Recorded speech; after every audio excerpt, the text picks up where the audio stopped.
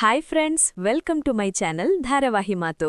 ನಿನ್ನ ಜೊತೆ ನನ್ನ ಕಥೆ ಧಾರಾವಾಹಿಯ ಇಂದಿನ ಸಂಚಿಕೆಯಲ್ಲಿ ಏನಾಗ್ತದೆ ಎಂಬುದನ್ನು ಸಂಪೂರ್ಣವಾಗಿ ತಿಳಿದುಕೊಳ್ಳೋಣ. ಆದರೆ ಅದಕ್ಕೂ ಮೊದಲು ನಿಮಗೆ ನನ್ನ ವಿಡಿಯೋ ಸ್ವಲ್ಪವಾದರೂ ಇಷ್ಟವಾದರೆ ದಯವಿಟ್ಟು ನನ್ನ ಚಾನೆಲ್ಗೆ ಸಬ್ಸ್ಕ್ರೈಬ್ ಮಾಡಿ. ನೀವು ಸಬ್ಸ್ಕ್ರೈಬ್ ಮಾಡಿದ್ರೆ ನನಗೆ ಇನ್ನಷ್ಟು ವಿಡಿಯೋ ಮಾಡುವ ಸ್ಫೂರ್ತಿ ಸಿಗುತ್ತದೆ. ಸಂಚಿಕೆಯ ಆರಂಭದಲ್ಲಿ ಭೂಮಿ ಮತ್ತು ಅಜಿತ್ ನಡುವೆ ಮಾತಿನ ಚಕಮಕಿ ನಡೆಯುತ್ತದೆ. ವಂಶಿ ಭೂಮಿಯನ್ನು ಏಕವಚನದಲ್ಲಿ ಕರೆಯುವುದೇ ಅಜಿತ್ಗೆ ಅಸಹನೆಗೆ ಕಾರಣವಾಗಿರುತ್ತದೆ. ಭೂಮಿ, ಅವರು ನನ್ನನ್ನು ಏಕವಚನದಲ್ಲಿ ಕರೆಬೇಡಿ ಎಂದು ಹೇಳಿದ್ದಕ್ಕೆ ಅವರಿಗೆ ಬೇಜಾರಾಗಿರಬಹುದು, ಅದಕ್ಕೆ ನಾನು ಸಮಾಧಾನ ಹೇಳಿದ್ದೆ ಎಂದು ಹೇಳುತ್ತಾಳೆ. ಅದಕ್ಕೆ ಅಜಿತ್, ನನ್ಗೂ ಕೂಡ ಬೇಜಾರಾಗಿದೆ ಎಂದು ಹೇಳುತ್ತಾನೆ. ಆಗ ಭೂಮಿ, ಸಾಹೇಬ್ರೆ, ಆ ದಿನ ನಾನು ನಿಮ್ಮನ್ನು ನೋಡಲು ಬರುತ್ತಿದ್ದಾಗ ರೌಡಿಗಳು ನನ್ನ ಮೇಲೆ ಅಟ್ಯಾಕ್ ಮಾಡಿದ್ರು. ಆ ಸಮಯದಲ್ಲಿ ವಂಶಿ ದೇವರು ಬಂದಂತೆ ಬಂದು ನನ್ನನ್ನು ಕಾಪಾಡಿದ್ರು. ಅಷ್ಟೇ ಅಲ್ಲ, ಕಾರ್ಪೊರೇಟರ್ ಜನ ಮನೆಗೆ ಬಂದು ಜಗಳ ಮಾಡಿದಾಗ ನನ್ನ ತಂದೆ ಕೊಟ್ಟ ಸೈಕಲನ್ನು ಹಾಳು ಮಾಡಿದ್ರು. ಅದನ್ನು ವಂಶಿಯವರೇ ರಿಪೇರಿ ಮಾಡಿ ತಂದುಕೊಟ್ರು. ಅಂಥವರೇ ಹೋಗು ಬಾ ಎಂದು ಕರೆಯುವುದಕ್ಕೆ ನನಗೆ ಯಾವುದೇ ಅಭ್ಯಂತರ ಇಲ್ಲ ಎಂದು ಸ್ಪಷ್ಟವಾಗಿ ಹೇಳುತ್ತಾಳೆ.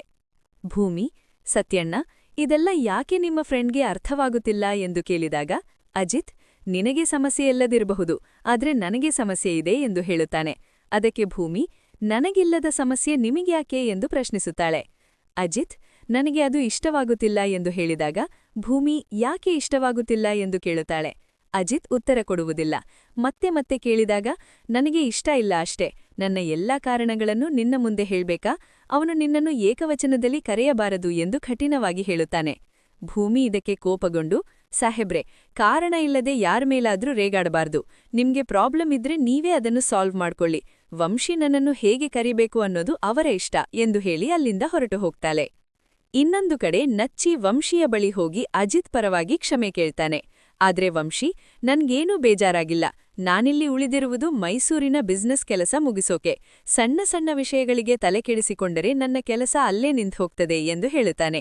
ನಚ್ಚಿಗೂ ವಂಶಿಯ ಮಾತು ಸರಿಯನಿಸುತ್ತದೆ. ಇದೇ ಸಮಯದಲ್ಲಿ ಅಜಿತ್ ಮತ್ತೆ ಭೂಮಿಯನ್ನು ಕೂಗಿ ಕರೆಯುತ್ತಾನೆ. ನಂತರ ತನ್ನ ಮನಸ್ಸಿನ ಅಸೂಯೆಯನ್ನು ಹೊರಹಾಕುತ್ತಾನೆ. ವಂಶಿ ಮನೆಯವರ ಜೊತೆ ತುಂಬಾ ಕ್ಲೋಸ್ ಆಗ್ಬಿಟ್ಟಿದ್ದಾನೆ, ಅದನ್ನು ನನಗೆ ಸಹಿಸಲು ಆಗುತ್ತಿಲ್ಲ. ಅದಕ್ಕಾಗಿ ಅವನನ್ನು ಅಧಿಕೃತವಾಗಿ ನಮ್ಮ ಕುಟುಂಬದ ಸದಸ್ಯನಾಗಿ ಸ್ವೀಕರಿಸಬೇಕು ಎಂದು ಹೇಳುತ್ತಾನೆ. ಅಜಿತ್, ನೀನು ವಂಶಿಗೆ ರಾಖಿ ಕಟ್ಟಬೇಕು ಎಂದು ಹೇಳಿದ ತಕ್ಷಣ ಭೂಮಿ ಮತ್ತು ಸತ್ಯ ಇಬ್ಬರೂ ಶಾಕ್ ಆಗ್ತಾರೆ. ವಂಶಿಯೂ ಕೂಡ, ನಾನು ಸುಮ್ನೆ ಯಾರನ್ನಾದರೂ ಸಿಸ್ಟರ್ ಅಂತ ಕರೆಯಲಾಗಲ್ಲ, ನನ್ನ ಮನಸ್ಸಾಕ್ಷಿ ಒಪ್ಪುವುದಿಲ್ಲ ಎಂದು ಹೇಳುತ್ತಾನೆ. ಭೂಮಿ, ನಾನು ಯಾರಿಗಾದರೂ ರಾಖಿ ಕಟ್ಟಬೇಕಾದರೆ ಅವರ ಬಗ್ಗೆ ಅಣ್ಣ ಅನ್ನುವ ಭಾವನೆ ಬರಬೇಕು. ವಂಶಿಯವರ ಬಗ್ಗೆ ನನಗೆ ಆ ಭಾವನೆ ಇಲ್ಲ ಎಂದು ಸ್ಪಷ್ಟವಾಗಿ ಹೇಳುತ್ತಾಳೆ. ವಂಶಿಯೂ ಕೂಡ, ಭೂಮಿ ನನ್ನ ಒಳ್ಳೆಯ ಸ್ನೇಹಿತೆ ಎಂದು ಹೇಳುತ್ತಾನೆ. ಇದನ್ನು ಕೇಳಿದ ಅಜಿತ್ ಮತ್ತಷ್ಟು ಗಾಬರಿಗೊಳ್ಳುತ್ತಾನೆ. ಭೂಮಿ ಕೊನೆಗೆ, ನಾನು ರಾಖಿ ಕಟ್ಟುವುದಿಲ್ಲ, ನಿಮ್ಮ ಬಲವಂತಕ್ಕೆ ಸುಳ್ಳು ಸಂಬಂಧ ಕಟ್ಟಿಕೊಳ್ಳಲು ಸಾಧ್ಯವಿಲ್ಲ ಎಂದು ಹೇಳಿ ಅಲ್ಲಿಂದ ಹೊರಟು ಹೋಗ್ತಾಳೆ. ಅಜಿತ್ ಕೋತದಲ್ಲಿ, ಈ ಇಬ್ಬರೂ ನನ್ನ ಹೊಟ್ಟೆ ಉರಿಸಲು ಹುಟ್ಟಿದ್ದಾರೆ ಎಂದು ಹೇಳುತ್ತಾನೆ. ನಂತರ ಭೂಮಿ ಲಕ್ಷ್ಮಿಯ ಬಳಿ ತನ್ನ ಕೋಪವನ್ನು ಹೊರಹಾಕುತ್ತಾಳೆ. ಸಾಹೇಬ್ರು ಯಾರಿಗೋ ರಾಖಿ ಕಟ್ಟಿಸುವಂತ ಆರ್ಡರ್ ಮಾಡ್ತಾ ಇದ್ದಾರೆ, ನಾನು ಆರ್ಡರ್ ಕೇಳುವ ಮಷೀನಲ್ಲ ಎಂದು ಹೇಳುತ್ತಾಳೆ. ಲಕ್ಷ್ಮಿ ಅಜಿತ್ ಪರವಾಗಿ ಸಮಾಧಾನ ಮಾಡುತ್ತಾಳೆ. ಅವರು ನಿನ್ನ ಮೇಲೆ ಕಾಳಜಿಯಿಂದಲೇ ಹೇಳಿದ್ದಾರೆ ಎಂದು ಹೇಳುತ್ತಾಳೆ. ಆದ್ರೆ ಭೂಮಿ, ನಾನು ತಕ್ಷಣ ರಾಖಿ ಕಟ್ಟುವುದಿಲ್ಲ, ಸ್ವಲ್ಪ ಆಟ ಆಡಿಸಿ ನಂತರ ನೋಡೋಣ ಎಂದು ಹೇಳುತ್ತಾಳೆ. ಇನ್ನೊಂದು ಕಡೆ ಅಜಿತ್ ತನ್ನ ಮನಸ್ಸಿನಲ್ಲಿ ಭೂಮಿಗೆ ನನ್ನ ಪ್ರೀತಿಯನ್ನು ಅರ್ಥ ಮಾಡಿಸಬೇಕು ಎಂದು ತೀರ್ಮಾನ ಮಾಡಿಕೊಳ್ಳುತ್ತಾನೆ. ಅಜಿತ್ ಕೋರ್ಟ್ಗೆ ಹೋಗುವಾಗ ಸತ್ಯಗೆ ಭೂಮಿಯನ್ನು ಮನೆಗೆ ಕರೆದುಕೊಂಡು ಹೋಗು ಎಂದು ಹೇಳುತ್ತಾನೆ.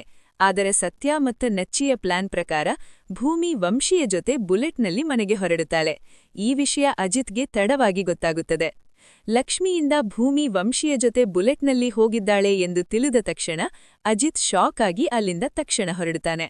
ಇದರೊಂದಿಗೆ ನಿನ್ನ ಜೊತೆ ನನ್ನ ಕಥೆ ಧಾರಾವಾಹಿಯ ಇಂದಿನ ಸಂಚಿಕೆ ರೋಚಕ ತಿರುವಿನಲ್ಲಿ ಮುಕ್ತಾಯ.